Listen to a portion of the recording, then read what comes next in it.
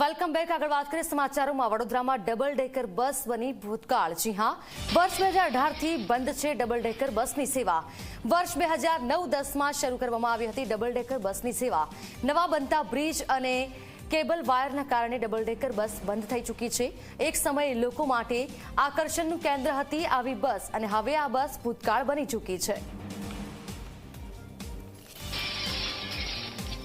સરકાર દ્વારા તાજેતરમાં અમદાવાદમાં ડબલ ડેકર બસની સુવિધા શરૂ કરવામાં આવી છે, જ્યારે બીજી તરફ વડોદરામાં વર્ષોથી જે રાજમાર્ગો પર ડબલ ડેકર બસ દોડતી હતી તે બંધ હાલતમાં છે, અને અત્યારે બસ જે છે તે ધૂળ ખાઈ રહી છે। આપ જોઈ શકો છો કે વિનાયક સિટી બસ કંપની દ્વારા વર્ષ 2009-10માં આ 3 જેટલી ડબલ ડેકર બસ જે છે તે લાવવામાં આવી હતી અને શહેરના રાજમાર્ગો પર દોડાવવામાં આવી રહી હતી, પરંતુ ક્યાંક ને ક્યાંક નવા બ્રિજો બનતા હતા, સાથે જ નીચા કેબલ વાયરોના કારણે આ ડબલ ડેકર જે બસ છે તેને બંધ કરવાની ફરજ પડી છે। અત્યારે આ ડબલ ડેકર બસ જે છે બંધ હાલતમાં અહીંયા ધૂળ ખાઈ રહી છે। હવે વડોદરા વાસીઓ માટે ડબલ ડેકર બસ જે છે તે ભૂતકાળ બની છે।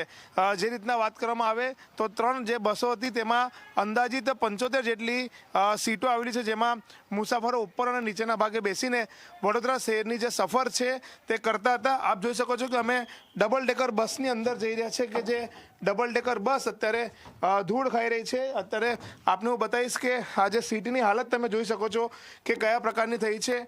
અહીંયા તમામ આખા બસમાં ધૂળ થઈ ગઈ છે, સાથે જ અહીંયા જે એક આખું કહી શકાય કે બંજર હાલતમાં અત્યારે આ જે બસ છે તે બની ગઈ છે।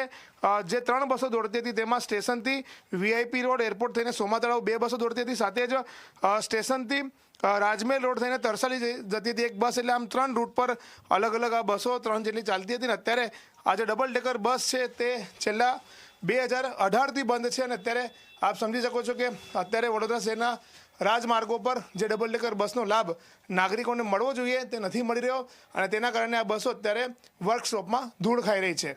કેમેરામેન મુકુંદ દવે સાથે રવિ અગ્રવાલ, ઝી મીડિયા, વડોદરા।